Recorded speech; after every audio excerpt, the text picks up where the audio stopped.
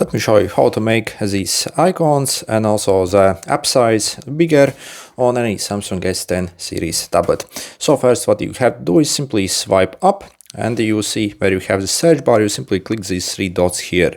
So once you click it, click settings and you see in the app size, you can customize and increase it. So if we check now, I see they're actually definitely a bit bigger, but still, yeah, I find it actually often still kind of small.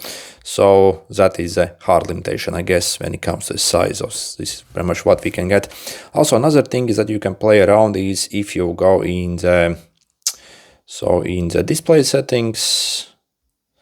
Let's check it out. So in the display settings, so you see you also have this screen zoom function over here.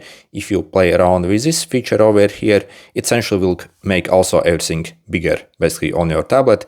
It might also increase basically usability as well if you are having troubles with that. Okay, good luck.